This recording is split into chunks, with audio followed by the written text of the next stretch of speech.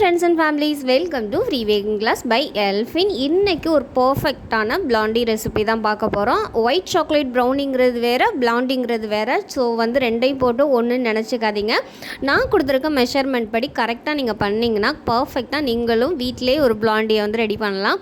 நீங்கள் ஃப்ரீயாகவே packing கற்றுக்கணுமா? Packing கற்றுக்க ஆவலாக இருந்து பக்கத்தில் கிளாஸஸ் இல்லையா? ஜஸ்ட் எங்கள் சேனலை சப்ஸ்கிரைப் பண்ணி ஃப்ரீ பேக்கிங் கிளாஸில் ஜாயின் பண்ணிக்கோங்க. இது முற்றிலும் இலவசமாக வழங்கக்கூடிய ஒரு கேக் பயிற்சி வகுப்பு.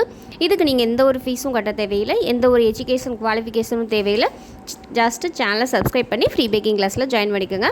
ஆல்ரெடி 66 கிளாஸஸ் வந்து நம்ம பேக்கிங் கிளாஸஸ் அப்லோட் பண்ணியிருக்கோம். தேவைப்படுறவங்க அந்த சேனலுக்குள்ளே போய் பார்த்தீங்கன்னா தெரியும், 66 கிளாஸஸ் இருக்கும். தேவைப்படுறவங்க செக் பண்ணி பார்த்துக்கோங்க. எங்களுடைய சேனல் உங்களுக்கு பிடிச்சிருந்துச்சுன்னா லைக் பண்ணுங்கள், ஷேர் பண்ணுங்கள், கமெண்ட் பண்ணுங்கள், சப்ஸ்கிரைப் பண்ணுங்கள். Thank you for all. இல்லாத பாத்திரத்தில் அன்சால்டு பட்ரு வந்து கரெக்டாக 80 கிராம் அளவு எடுத்திருக்கேன். நீங்கள் கப் மெஷர்மெண்ட்டில் எடுக்கிறீங்கன்னா 1/3 கப்புன்னு இருக்கும்ல, அதில் வந்து எடுத்துக்கோங்க.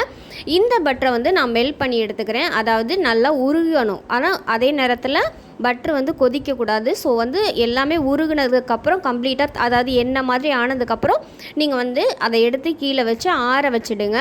வந்து கொதிக்க வச்சிடாதீங்க. கொதிக்க வச்சு ரொம்ப அந்த முருகல் விடுறது அந்த மாதிரி பண்ணிடாதீங்க. இப்போ இதை ஒரு ஓரமாக எடுத்து ஆற வச்சிடலாம். இப்போ ஒரு ஈரமில்லாத பவுலில் ரூம் டெம்பரேச்சரில் இருக்க முட்டை, நான் ஒரு முட்டை எடுத்திருக்கேன். இந்த முட்டை ஃப்ரிட்ஜில் இருந்து எடுத்து உடனே யூஸ் பண்ணக்கூடாது. கூலிங் டெம்பரேச்சர் போனதுக்கப்புறம் தான் பயன்படுத்தணும்.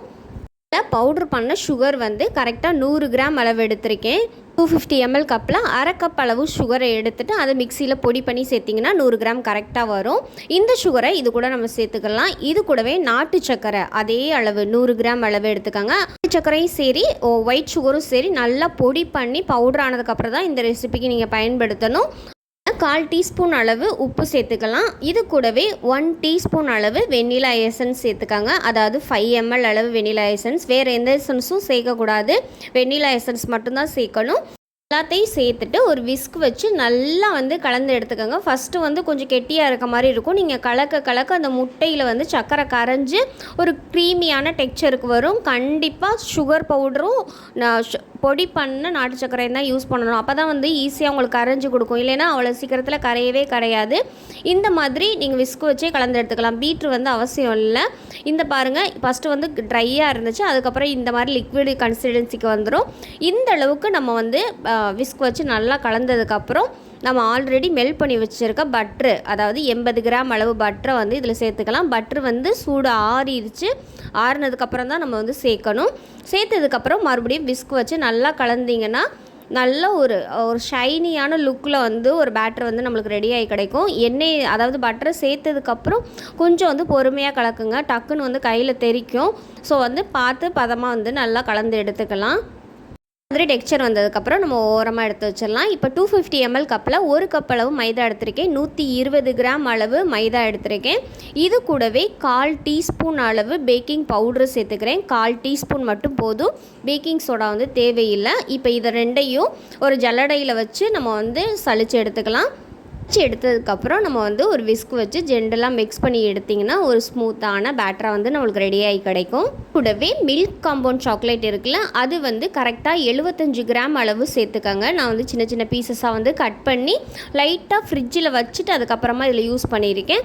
கூடவே 50 கிராம் அளவு ஒயிட் காம்பவுண்ட் சாக்லேட் வந்து சேர்த்துருக்கேன். வந்து முக்கால்வாசி சேர்த்துட்டு ஒரு கொஞ்சோண்டு மேலே டாப்பிங்ஸ் போடுறதுக்காக வச்சுருக்கேன். இந்த சாக்லேட்டை ஏன் நான் ஃப்ரிட்ஜில் வச்சுட்டு அதுக்கப்புறமா நான் வந்து மறுபடியும் யூஸ் பண்ணேன் அப்படி சொன்னேன்னா, சாக்லேட் வந்து ரூம் டெம்பரேச்சருக்கு லைட்டாக கையில் பிசு பிசுன்னு ஒட்டும். அப்போ நம்ம விஸ்கோ ஸ்பேச்சுலாவை வச்சு மிக்ஸ் பண்ணும்போது சாக்லேட் வந்து உடஞ்சி அந்த பேட்டரோட கலரே பிளாக் ஆக வாய்ப்பு இருக்குது.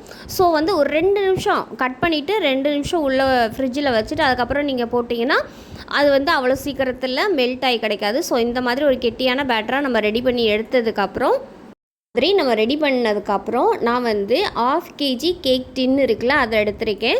நீங்கள் வந்து 1/2 kgயை விட கொஞ்சம் பெரிய பேன் எடுத்திங்கன்னா வந்து பிளாண்டியோட திக்னஸ் வந்து கொஞ்சம் கம்மியாகும்.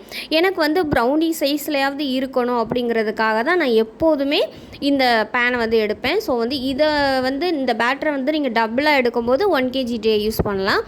இல்லை 3/4 kg, அதாவது ப்ரௌனி ட்ரே இருக்குல்ல, அதை வந்து நீங்கள் யூஸ் பண்ணிங்கன்னா கரெக்டாக வந்து ஒரு அளவுக்கு திக்னஸ் இருக்கும், அகலம் வந்து அதிகமாக இருக்கும். எனக்கு அகலம் கம்மியாக இருக்கணும், திக்னஸ் வந்து அதிகமாக இருக்கணும், உயரம் அதிகமாக இருக்கணுங்கிறதுக்காக தான் நான் 1/2 kg ட்ரே யூஸ் பண்ணுறேன். உங்களுக்கு எது வந்து கம்ஃபர்டபுளாக இருக்கோ அதை வந்து நீங்கள் யூஸ் பண்ணுங்கள். நான் வந்து 1/2 kg ட்ரே தான் யூஸ் பண்ணியிருக்கேன். ட்ரே வந்து ப்ரௌனி பீசஸ் சைஸ்க்கு வரும். ஸோ வந்து நான் அதை தான் யூஸ் பண்ணியிருக்கேன். இப்போ இது மேலே வந்து டாப்பிங்ஸ்க்கு வந்து நான் வந்து ஒயிட் கம்பவுண்ட் சாக்லேட் இருக்குல்ல, அதை வந்து சேர்த்துக்கிறேன். லேயும் சரி, பிளாண்டிலையும் சரி, இந்த மாதிரி சாக்கோ சிப்ஸ் போடும்போது அது அல்டிமேட் டேஸ்ட்டாக இருக்கும். ஸோ வந்து ஓடிஜியை 170 டிகிரிக்கு top and bottom rod section on பண்ணிவிட்டு 10 நிமிஷத்துக்கு ப்ரீஹீட் ஆன் பண்ணிக்கோங்க. 170 டிகிரியில் top and bottom rod on பண்ணிவிட்டு கரெக்டாக 25லேருந்து 30 நிமிஷம் அளவுக்கு பேக் பண்ணி எடுத்துக்கோங்க. நீங்கள் குக்கரில் பேக் பண்ணுறீங்கன்னா கிளாஸ் 2ல் அப்லோட் பண்ணிக்க, தேவைப்படுறவங்க செக் பண்ணிக்கோங்க. இப்போ கரெக்டாக எனக்கு 30 நிமிஷம் ஆச்சு. ஏன்னா வந்து நான் உயரம் அதிகமாக வச்சுருக்கனால எனக்கு வந்து பேக் ஆகிறதுக்கு கரெக்டாக 30 நிமிஷம் ஆணுச்சு. இப்போ பிளாண்டி எடுத்து நம்ம நல்லா கம்பல்சரி ஆற வச்சலாம். ஒரு பிளாண்டிக்கும் சரி, ஒரு ப்ரௌனிக்கும் சரி, மேலே டாப்பில் வந்து அந்த கிரிங்கிள் டாப் மாதிரி ஒரு லேயர் வரணும். அது வந்து பார்க்கும்போது ஷைனியாக இருக்கணும். அப்படி வந்தால் மட்டும்தான் அது வந்து பிளாண்டியாக இருக்கும். அப்படி இல்லைன்னா வந்து அது பிளாண்டி ப்ரௌனின்னு சொல்ல முடியாது. நான் இப்போ வந்து கட் பண்ணி காமிக்கிறேன். எந்த அளவுக்கு சூயாக அப்படி எப்படி சொல்கிறது, வாயில் வச்சோன்னா மெல்ட் ஆகிற அளவுக்கு பர்ஃபெக்டான டேஸ்ட்டில் இருக்கும். அதே நேரத்தில் ஒரு பால்கோவா சாப்பிட்றோமா, இல்லை கேக் சாப்பிட்றோமா, இல்லை அந்த முட்டை மிட்டாய் இருக்குல்ல அந்த டேஸ்ட்டு சாப்பிட்றோமானே தெரியாது. அந்த அளவுக்கு பர்ஃபெக்டாக, அந்த அளவுக்கு டேஸ்ட்டு வந்து அல்டிமேட்டாக இருக்கும். இதில் கிரிங்கிள் டாப் வந்தால் மட்டும்தான் அது வந்து பிளாண்டி. ஸோ வந்து நீங்கள் வந்து ஒயிட் ப்ரௌனியையும் பிளாண்டியும் ஒன்றா மிக்ஸ் பண்ணிக்கிறாதீங்க. இது normal room temperature 5 to 6 days வரைக்கும் நம்ம வச்சு சாப்பிட்லாம். இந்த ரெசிபி உங்களுக்கு பிடிச்சிருந்துச்சுன்னா லைக் பண்ணுங்கள், ஷேர் பண்ணுங்கள், கமெண்ட் பண்ணுங்கள், சப்ஸ்கிரைப் பண்ணுங்கள். பக்கத்தில் இருக்க பெல் ஐக்கானை கிளிக் பண்ணி ஃப்ரீ பேக்கிங் கிளாஸில் ஜாயின் பண்ணிக்கோங்க. இது முற்றிலும் இலவசமாக வழங்கக்கூடிய ஒரு கேக் பயிற்சி வகுப்பு. இதுக்கு நீங்கள் எந்த ஒரு ஃபீஸும் கட்ட தேவையில்லை, எந்த ஒரு எஜுகேஷன் குவாலிஃபிகேஷனும் தேவையில்லை. ஜஸ்ட்டு சேனலை சப்ஸ்கிரைப் பண்ணி ஃப்ரீ பேக்கிங் கிளாஸில் ஜாயின் பண்ணிக்கோங்க. நீங்கள் இவ்வளோ நாள் கொடுத்த லவ் சப்போர்ட்டுக்கு ரொம்பவே நன்றி. இதே மாதிரி நீங்கள் உங்களுடைய ஆதரவை தொடர்ந்து கொடுப்பீங்கன்னு நான் நம்புகிறேன். அந்த சந்தோஷத்திலே நான் நன்றி சொல்லிக்கிறேன். Thank you for all.